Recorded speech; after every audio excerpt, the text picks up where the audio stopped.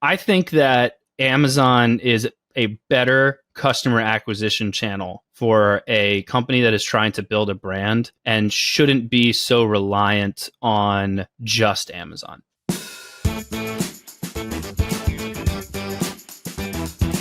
Hello, I am your host, Ben, and welcome back to Season 2 of the Amazon Strategist Show, the show that's all strategy with no hacks, no silver bullets, and no magic pills, just real practical strategy for serious Amazon sellers. All right, I just finished recording an awesome episode with Andrew Maff of BlueTuskr. We talked about all kinds of different things, wide-ranging conversation, both talking about Amazon and then how to actually expand and sell off of Amazon, and how to do it with a really nice framework. Andrew actually breaks down how you can actually start by slowly inching into selling off of Amazon using things like buy with Prime and a number of other amazing tactics that he has. So he's got 15 plus years of experience in the e-commerce space. So he's got a ton of knowledge to bring to the table. So I hope you enjoy this episode.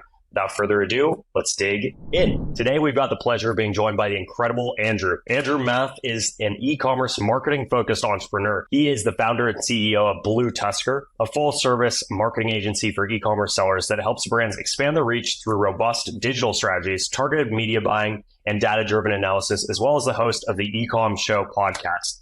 Andrew, welcome to the Amazon Strategy Show. How are you doing today?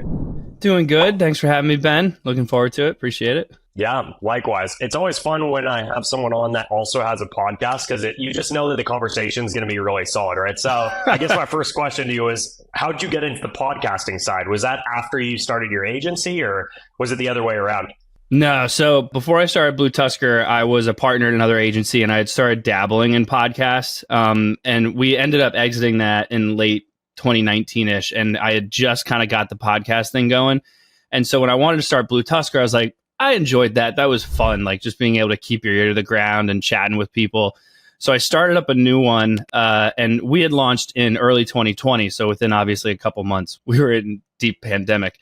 And so I had nothing to do. So I was doing daily shows. And so the show was structured completely different at the time. I'd called it Marketing Interruption. It was a little bit more, it was catered to e-commerce, but a little bit more generalized. And then I just I did not have the bandwidth to do daily episodes. They were short, like 5-10 minute, just here's a quip thing kind of thing that we were doing. But God, it got long. So I changed it to Ecom Show. That one, we actually just passed our 100th episode about a month ago. Nice. It's great. It's so fun interviewing. I'm a big Shark Tank fan. So I've had probably 15, 20 people from Shark Tank on there that were specific in the e-com area. Then a handful of vendors, some really good size e-commerce brands coming on that doing 9 figures and just wildly different conversations from some of the Shark Tank people. It's a good time. It's interesting. Yeah, that's rad. Congrats on that milestone. I mean, now that the first season of our show was actually led by our CEO, John, and then he passed the torch to me for a second season. So I've only got maybe 15 episodes under my belt. So I've still got a ways to go to catch up to you. But I did previously have a YouTube channel of my own, and I had put out 100 videos on there. And I started by trying to do daily videos, and it was so exhausting. I kept it up for a month and a half. And I saw the growth, but it was also just oh my gosh, it burns you out really quick. It's exhausting. Plus, you think that you have ideas to talk about for years on end, and then you get 20 or 30 in and you're I don't really know. I'm just going to poke other stuff I had already mentioned. So that's also challenging too. Yeah, I've been there before. I think for me, once I got a comment saying, hey, I think you guys need to talk about something new, I was I need to switch to once per week episodes. So anyway, man, enough about that. I just want to kind of take it back, and you gave us a little bit of kind of insight into kind of some of your backstory, but can you kind of fill us in on how you kind of got into this whole world of e-commerce and Amazon? So I have actually been in the e-commerce industry for a little over 15 years. It was actually one of my first big boy jobs. I was in high school actually, and my father acquired a company that sold car shocks and suspension, and small little company, but he was a part of the whole .com boom and that fun stuff. So he knew he wanted to take it online. So he took it online and he wanted help in the warehouse. And I was like, I'll do that. But I knew I wanted to get into marketing. I was like, but I want to, at the same time, I want to help with something marketing related. So I got started there. kind of on the email marketing side at that time. Then as time went on, I was a touring drummer for a little while. And my role in the band, outside of the obvious, was concert promotion. And so venues actually started hiring me to do other concerts they had coming in, events that they were doing. And so I got into basically developing kind of an agency around that, hated the music industry. So took that kind of hospitality and ended up more in retail and started doing a lot of retail. And that's when e-commerce really started to pick up. And so then I was just in e-commerce. Then in 2014, I believe, 2015, I was in-house at a couple different places, some in e-commerce, like working with e-commerce sellers on the vendors as a vendor, then in-house just at different e-commerce brands, and started an agency with a partner of mine in 2016. Had that for a few years, exited that in late 2019, started BlueTuskr in 2020, and now I'm on this podcast. Dang, man. That is a wild story. It's always fun to hear how different people's stories are. I like to think that they're all like somewhat similar, like, oh, we all wanted to do some e-commerce thing to kind of not go the traditional route. But the reality is the more people I've talked to, the more I realize they're really wide ranging, right? Like you got started through kind of the family business side, and then that led into, were you selling merch for the various bands? Is that what it was? No, we actually would run like ticket sales and stuff. Like we were at the time I lived in Florida. So Central Florida at that time and a little bit of South Florida was like my region. So pretty much any concert that came through there, I would be more or less the promoter and putting the show on and that kind of stuff. But God, that industry was horrible. I only did that for like a couple of years. And I was like, I'm just going to help these retailers and do that. Yeah. Well, nice. So it's all led you to where you are today, which is leading the charge at BlueTuskr. Can you kind of tell us just an overview of like what exactly BlueTuskr does for your clients? Yeah. So real high level, we're a full service marketing company for e-commerce sellers. Our biggest differentiators really are that we have a full team of experts with experience in different areas.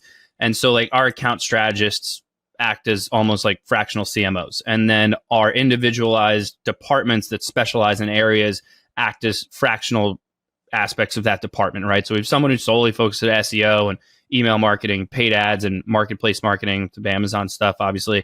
So what we do is we are actually find ways to bring all of that under one roof and make sure that the strategy is kind of cohesive across the board.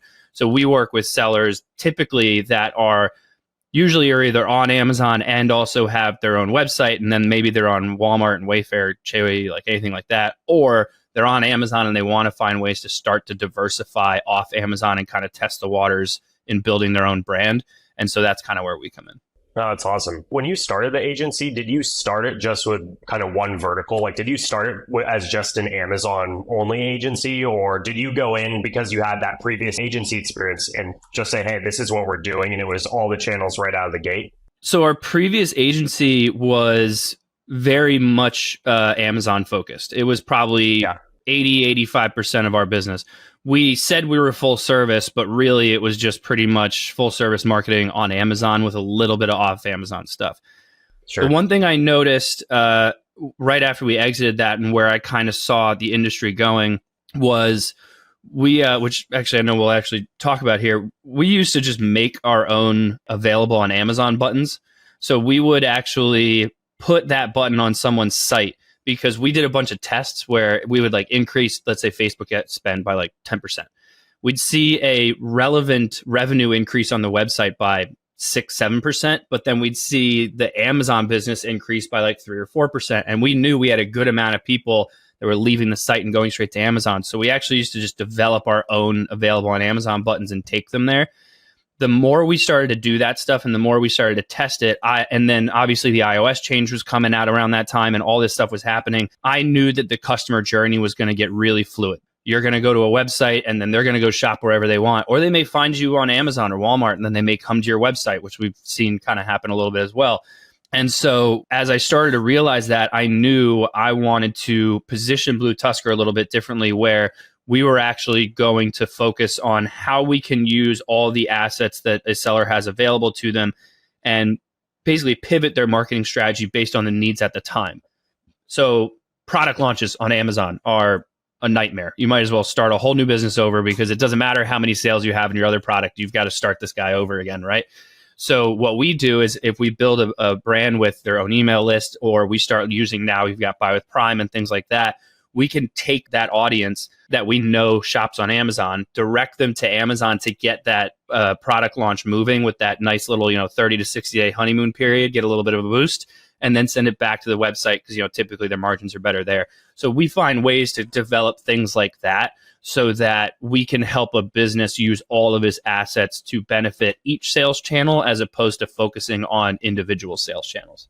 No, that's awesome. So I come from before I was at Seller Candy, I worked as an account manager at our founder. He owns a full service Amazon agency. So we just did Amazon stuff. And so I kind of come from that side of the equation. Certainly we weren't doing any of the other pieces, but I feel like it's challenging to pull off what you guys do, because there's so many moving pieces. But I guess the flip side of it is, when you can pull it off really well as an agency, it gives you so much more power to help a client out, right? Because there's so many more levers you can pull when you can look at strategy across the board, versus if you're a brand that has to go and work with a Google Ads agency, a separate Amazon agency, something else for SEO, that kind of thing. It becomes a lot more fragmented. I from just the conversations I've had, is that still what you hear? I don't know, from maybe clients that are coming to you guys from elsewhere. Yeah, I mean, look, we always get the pushback of, you can't be great at everything. What's your specialty, blah, blah. It's a very sound argument, and it makes sense, because as our brand, we are basically saying, from a marketing perspective, we can help you with everything. But the fact of the matter is, I'm not great at most of it. I'm really more of the strategy guy.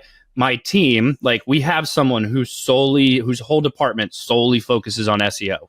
That's all they do. We're not there. There's a bunch of full service agencies out there that do the whole, you've got someone who knows a little about a lot, and you just get X amount of hours from them and that kind of thing. Ours is very different. There was actually two reasons I did this. When I was in-house, I was at an 8-figure brand. It was 2 weeks before Black Friday, Cyber Monday. 85% of their business was on Amazon. And, ad spend's ramping up, and credit cards can only go so high. So until you can pay it off fast enough. So we had to switch out a credit card. For whatever reason, Amazon thought that it was fraudulent, and they completely shut the account down for 2 weeks. No. So we didn't get back up and running until right after Black Friday. I had just started there for 3 months. So I thought, I'm losing my job. We just lost 85% of our revenue, screwed. So I knew okay, sellers need to diversify.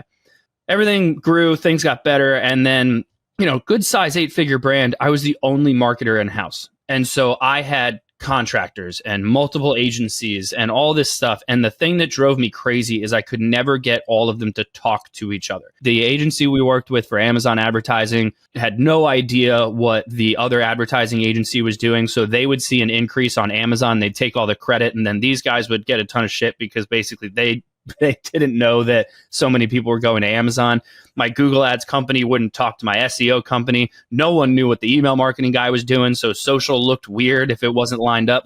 It made no sense. And I spent more time managing my own accounts across all these different agencies and contractors, that I kept saying, if it could just be done where these specialized agencies are all under one area, and I'm basically paying for fragmented pieces of their time. And then I have one overarching, fractional CMO, we could say, that is overseeing the full thing and making sure the strategy is cohesive and works. And, if we're pivoting to Amazon for a product launch, great, but please don't do it forever, because the margins aren't awesome. So we got to pivot it back. And so having that kind of internal communication where everyone is on the same team, as opposed to 500 different agencies where you're trying to get everyone to talk to each other, seems to have worked a lot better than a lot of the specialized ones. Now, in some cases too, though, we puzzle piece. Sometimes we work with someone, they're hey, we've got a Amazon ads agency that we just love. They're doing great. Changing agencies is a chore. It is a nightmare. Onboarding is a pain. So I always say, look, you got someone you like, keep it. We can puzzle piece in and help oversee the strategy. Let them keep it. Same thing if they've got someone internal. So it's a little more malleable, but it's more or less the main reason that we put it this way. Yeah, no, that makes a lot of sense the way that you explain it too. So, I mean, I like the idea of that fractional CMO, right? Which is when I first heard about that term, it made a lot of sense to me as well. But that person's kind of the conductor, so to speak, of the orchestra, and they're making sure all the different pieces coordinate. And it's cool that you guys have developed it so it can be flexible in that way, because I've talked to a lot of brands that they already have a couple of the pieces established, or maybe they even come to us, for example, and they already have some in-house Amazon people. They just want to maybe augment that team, but they don't need like the full gambit, right? And sometimes, so everyone's slightly different, but that's pretty cool. So I guess kind of to dig in a little bit more, the audience here that's watching this is normally going to be a lot of Amazon sellers.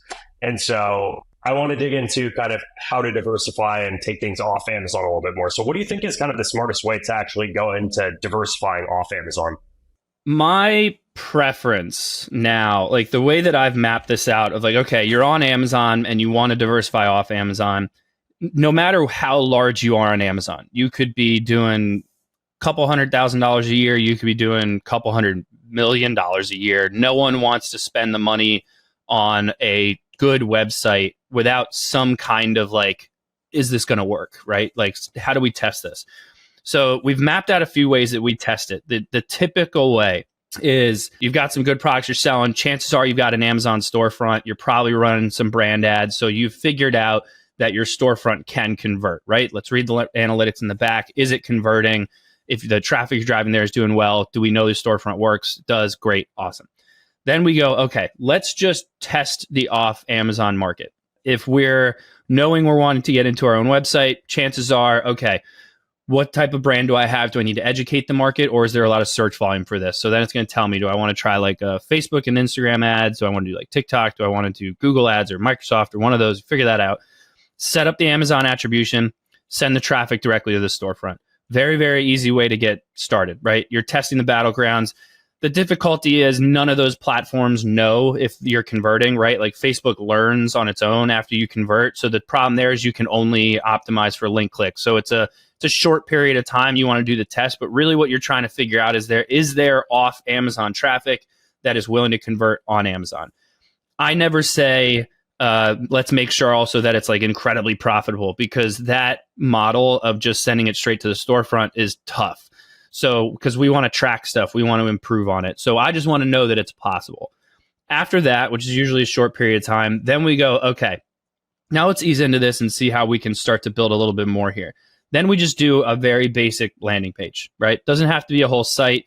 Let's do just the top product. We already know that the off Amazon market is willing to convert. Now let's see what we can do to improve the experience and have a little bit more control here. So we'll do a very basic landing page, just focus on like a product or two or a bundle or something like that. And what we'll do is we'll leverage the buy with Prime button. So now what I can do is I can have a traditional cart. I can see getting them to convert from an off Amazon perspective, but I'm also going to keep that added Amazon brand awareness, so that if someone's a little bit uncomfortable because they don't really know who we are and we don't have that many reviews off Amazon, I can benefit from that button. Anyone who's still interested in shopping with Amazon can purchase, plus buy with Prime. I can pull my reviews over from Amazon. So now my landing page looks like it has reviews. So that's a nice way to get that started too. So far what we've done is we basically tested on the storefront. So we're still on Amazon. Then we tested a little bit off Amazon by just doing a landing page. And then at that point, it comes down to, how do we make that profitable? Do we replicate the landing page and just do several funnels to build up enough profit from an off Amazon perspective to justify doing a site? Or do we just go ahead and go into a site? Do we know that this is a very social heavy brand? So now I'm just got to focus on starting to build my social media following and working with influencers and stuff like that. Or is this more of a search play? So do we want to start getting into SEO and working on backlinks that can go to and from Amazon? There's ways to do that. So that's where it kind of becomes like, okay, dependent on the brand, what do we change? But that's typically how we kind of ease into just testing the off Amazon market. That was an amazing framework. So thanks for spelling that out. I do have two kind of follow-up questions. And one, excuse me, because I'm not as familiar with off Amazon stuff. I know of the buy with Prime button. I understand what it is, but I've never personally gone and rolled that out on anyone's website. So when you go and roll that out on a client's site, or using kind of this strategy that you talked about, are you normally doing just that option for checkout, or do you normally say, hey, here, we want you to convert on our website, let's say on our Shopify store, although I don't know if that's necessarily what you guys recommend. And just in case, here's the buy with Prime as kind of the backup option. Or do you say, hey, we're just going to use buy with Prime at first as like kind of our soft like progression towards getting them maybe to convert directly on our own shopping cart? Do you have like a good framework for that? So the one thing you mentioned, I do usually suggest Shopify. There's a handful of times where we'll actually suggest BigCommerce. It depends. There's certain like types of products and certain audiences with the way that the site's got to get structured that BigCommerce actually works out a little bit better, but typically Shopify. To answer your question though, usually I will do both. I will have buy with Prime and the add to cart. Go ahead and build the landing page on Shopify. Shopify's like, I think this basics like $30 a month or something. It's no one's going to die over it. You'll be fine. Test it out in there. It's single page. You don't need a home page or anything like that. It's just the landing page that takes you directly into a cart. I like having both, mainly because I've never seen a reduction in conversions because I still have my add to cart button and I don't just have buy with Prime.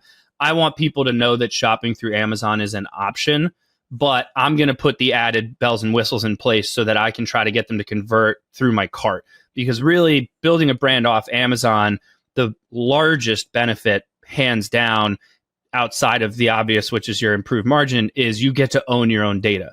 And the nice thing about Buy with Prime is they give you that. You've got their name, you've got their email, you've got all that fun stuff. So let them shop however they want. You're going to get their information. One of the things I always talk about is when you go to exit a Amazon business, let's say it's solely FBA, and let's say you're doing great, you're clearing 7 figures, you're in a good spot.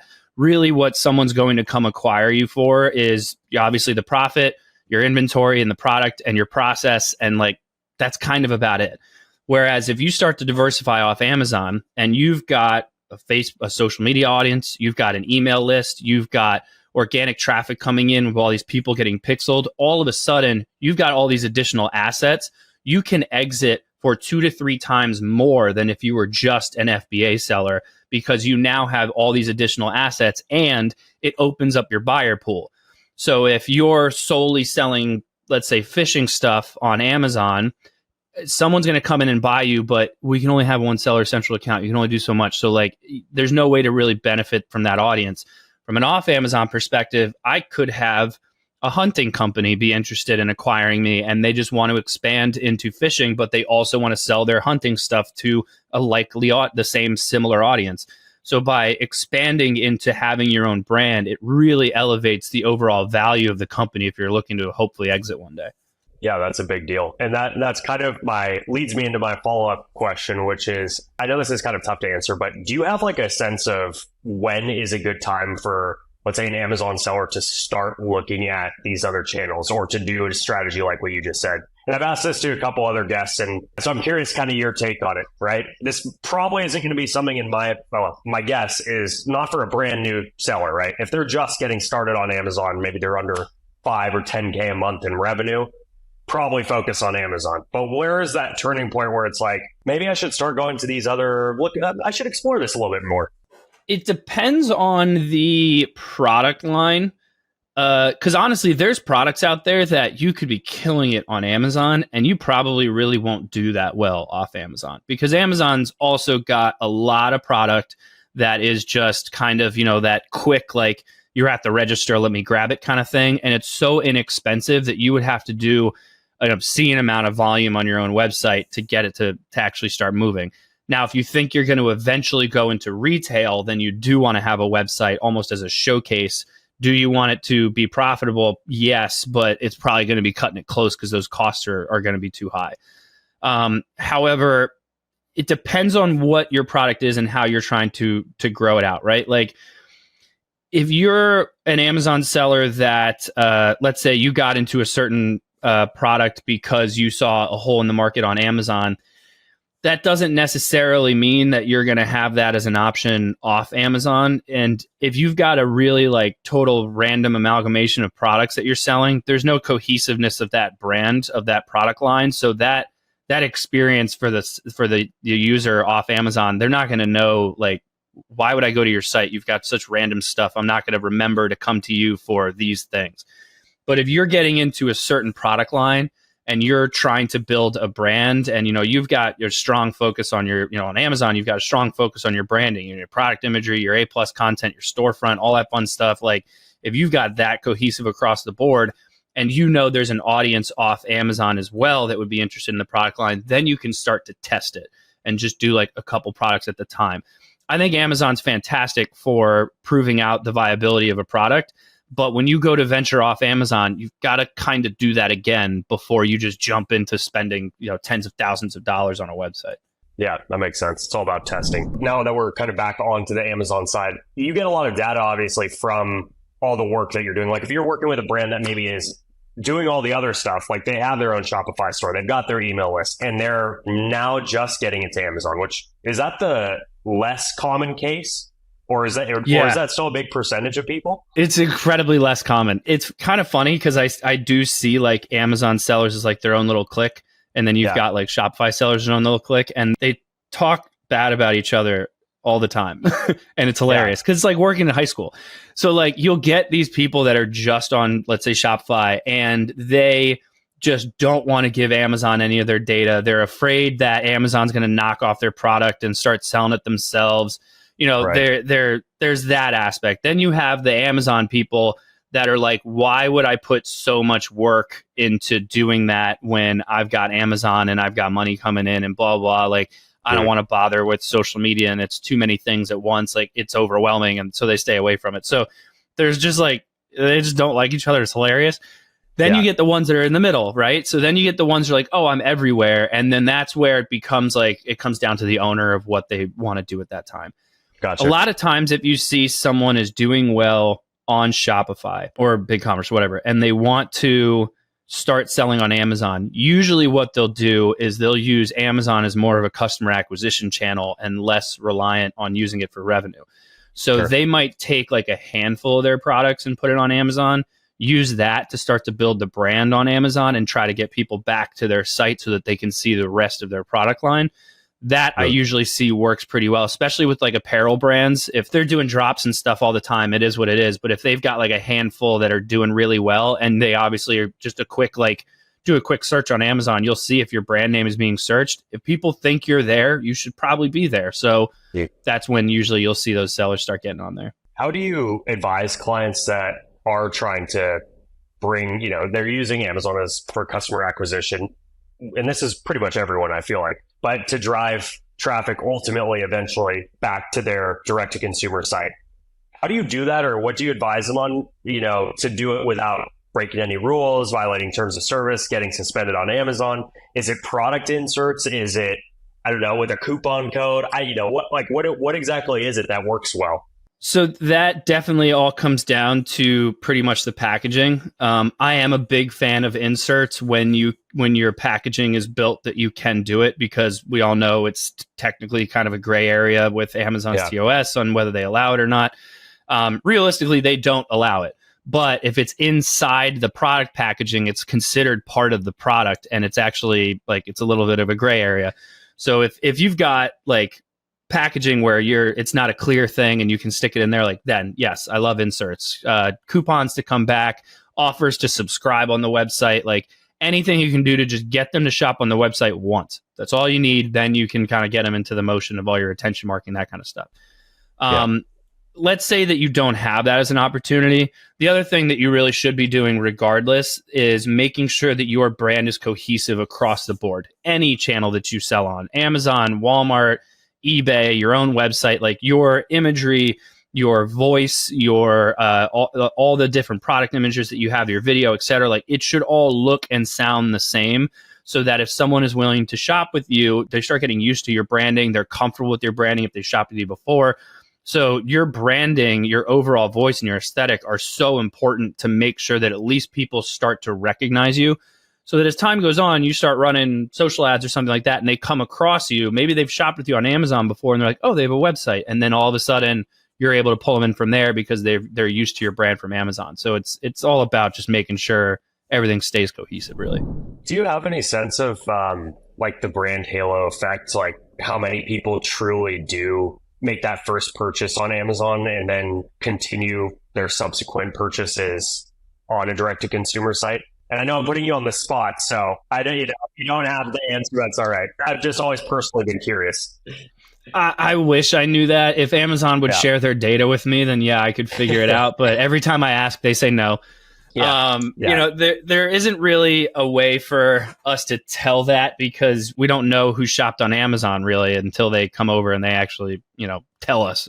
The nice thing about Buy with Prime is that we can track that kind of stuff. So like when we do product launches on Amazon, if they're on their own website and they have that Buy with Prime option, I make sure that the button's pixeled so I know everyone who clicked on it. So even if they didn't purchase, I'm aware of it.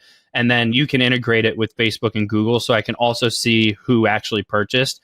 And then it also integrates with Klaviyo. So I just put them into a separate segment in my email list. So when we do a product launch, I just do a big old campaign to that group of people, take them all into one big thing, send them directly to Amazon, get the benefit of that kind of, you know, that 30, 60-day honeymoon period and get the reviews in, the sales in, and then I just pivot it back to the website and try to keep them on the site. But almost like a little Amazon VIP program kind of thing. But at least that way, when I launch a new product, it's not a nightmare. But in terms of like the brand halo effect, the only thing I can go off of is I'm watching my wife shop, which is she knows nothing about what I do. She thinks I post on Facebook all day. Just, it's fantastic. But I actually kind of like it because then I watch her shop, which she does for a living, and she'll go to someone's website. And if she's like, I don't really know this brand and like there's not a ton of reviews, she'll go and see if they're available on Amazon.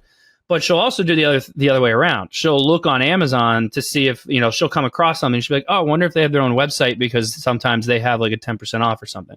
So she'll hop around and move around. So I think that the customer journey is so fluid now, and people know that, you know, it's kind of like shopping in an old department store, right? Like if you're in there and you're in there about to buy something and there's a brand that you like and you need it, you're going to go ahead and buy it. So that's why I always say, like, you really should be on Amazon and Walmart, like wherever your customer is, so that when they're ready to purchase, you're there and ready to go. Yeah, it gives you more real estate's going to be more dollars. I mean, yeah, it just makes sense. And also that low key, that was what you just said is actually one of my favorite tips that no one's ever said before, which is watching either like your significant other or like close friends or your parents or something, siblings shop. And if they're not in the e-commerce world, like it's actually like a really telling. Like I've learned a lot from watching my friends how their shopping behaviors are. I've got friends that buy everything through Amazon. I've got people that they hate Amazon for whatever reason and only buy direct to consumer or retail. It's just funny watching people. So it's an interesting one. One other thing I wanted to ask about too, Andrew, is because we get a lot of data on Amazon that we can use to, you know, make decisions on Amazon or even carry off Amazon. But what about the other way around? Like if you're running ads on Facebook, like any of the meta platforms, Google, how do you use any of that information to maybe help inform decisions that you make with, you know, your listing optimization or your advertising back on Amazon itself? So there's actually a handful of Amazon sellers we work with now where we're slowly working on helping them diversify. And one of the things we wanted to do to help mitigate a lot of that risk was, okay, well, what can we do to help improve your Amazon business at the same time? And so instead of, oh, you know, let's build out a landing page and send your people to the storefront or anything like that, we also test like, okay, how do we just send people directly to listings and get them to purchase certain things? So there's theories on, you know, if you're driving a ton of external traffic to a listing and it's not as qualified, it doesn't convert as well, it's going to hurt your organic ranking, your overall BSR is going to fall, right? I don't know how true that is. I do think it's possible. You know, Amazon knows the difference between someone who came in from an external traffic as opposed to someone who searched. So sometimes I don't know if I entirely believe that, but either way, you don't want to send bad traffic to anything anyway. So we'll work with sellers if they're doing like Prime Day. We did a bunch of stuff, just sent people straight to the listing. We didn't bother with anything else. Like we know what we know. We know that they shop on Amazon. Let's send them. On Facebook and well, especially Facebook, you can narrow your audience based on people that are interested in Amazon. So you know that chances are they have a Prime account. So I know I'm hitting the right audience. Then you've got like the SEO side of things, which I think is wildly underrated, which is, you know, when you're doing off Amazon stuff, you've got traditional SEO, creating articles and you know, focusing on certain keywords and then making your sites in a good spot and all that kind of stuff. And what I realized is like no one does this for their own listings. Every domain on the internet, I should say, has a domain authority, right? Amazon's like 99 or something. It's out of 100. But every page has its own page authority as well. And so if a domain has a really high domain authority and a page authority is lower, it has the ability to get really high because that domain is so high. So we actually will focus on getting backlinks to just listings. Or we've got a couple of people we work with where we do we have a blog for them. They don't have the ability to convert off Amazon, but we link a lot to all their products to get those products backlinks. And we do outreach with other people and guest blog posts to get additional backlinks to those pages. Because what happens is when you do a listing optimization, you're using your traditional stuff. You're using Helium 10 or Jungle Scout or Data Dive or whatever you've got, do your listing optimization. You're focusing on Amazon keywords, right? And then on Amazon data. We also look at like SEMrush or Ahrefs or Moz and pull that kind of data when we're doing listing optimizations as well, because usually those terms are interchangeable and it'll work on a Google side. But if we can actually get your listing to improve its page authority from Google, now when people are searching stuff on Google, your listing is showing up first. So you can actually get a lot of organic traffic from just an off Amazon perspective on Google because your listing has such a high page authority. So now all of a sudden that's going to be qualified traffic because it's people searching just on a different search engine for a product like yours. You're up at the top and now they're coming over and purchasing. So we see a lot of benefit from that as well. Yeah, that was really good advice. I haven't thought about it in that way before. I've only dabbled in the SEO world. Honestly, you've got my brain spinning a little bit. I'm thinking about some of my own products and what I could do with them. To me, I was always thinking about that with editorials when those were still around. Did you ever mess around with the Amazon editorials, or did you have access to those? Yeah. And I think they do show up in Google search results, right? Directly. And is that an organic thing? Yeah, it's completely organic. You could pay, Google ads and drive the traffic, but to what some people worry about is that extended amount of traffic that's may not be ready to buy. Is that going to hurt my listing? But from a backlink perspective, you're not driving really any traffic, but you're going to start to improve up the Google search rankings. And so then if they're clicking on it, now they're interested. Plus, the nice thing is you can start to see like, okay, which keywords am I ranking for really well from off Amazon? Maybe those you want to try Google ads with, and you can test and see how you want to do that. But then you also have the benefit too of like, not only do you get the backlinks, but you're getting the added awareness on all these other websites. And if you, especially this time of year, at least at the time of this recording, like we're in Q4, you can go get on those others. You know how many listicles are out there right now? Like, top X, whatever. Like, and you could get on all those. It's a great way to get external traffic from off Amazon over to Amazon, benefit the listings, benefit the Amazon business. And then just, you're not so reliant on worrying about building a brand off Amazon. It's just a nice way to focus on how do I get other channels to benefit my Amazon business, because Amazon ads, CPCs are going up. Just like always, and Amazon's doing what they do best, which is just expanding into 500 other places that you could run ads. But the attribution levels are really high. You've got DSP that takes credit for almost everything. So it's kind of like, do you want to keep paying for stuff, or at a certain point, do you actually try to build it into more of an asset so that you're not so reliant on your advertising, because it's pay to play is tough. Yeah, 100%. That was amazing. I'm gonna have to think about that a lot more for some of the clients that we work with too. We don't do advertising, but we might have to send some people your way. I want to ask you a question that hopefully is not the hardest question of this show so far, but does pineapple belong on pizza? No. Okay. No. You're the first person I feel like that's had a hard no right off the bat. I've had two Italian guests though, and they kind of just are like, I can't talk about that on here. No. I think fruit on a pizza just doesn't. I don't get it. There's no other fruit I can think of. Although you could argue if tomatoes are fruit, but no, I'm going with a hard no. Okay, good to know. So the reason I'm asking, obviously, is this is our controversial take section. So I always like to ask our guests, what's something that is kind of the most controversial or debatable opinion that you might hold that other people in the industry don't hold about Amazon or just e-commerce in general, if you have anything? I think that Amazon is a better customer acquisition channel for a company that is trying to build a brand and shouldn't be so reliant on just Amazon. And that's typically like, we start looking at diversifying and stuff like that's when people are like, what are you talking about? I make most of my revenue on Amazon, blah, blah. But when you put that much effort into a single sales channel, if you were to do that much effort on an off Amazon sales channel, you would be significantly more profitable because the margins are much better. Yeah. But Amazon's got the existing audience. So it kind of is what it is. The other side of it would be, I like the Buy with Prime thing that came out. There's some pushback on it, right? There's certain products where it doesn't work out for them. There's no FBA fee, which is great. It's a really small, like 3% commission, as opposed to like a 20 or 30% whatever FBA fee. Shockingly low. So it's like nothing.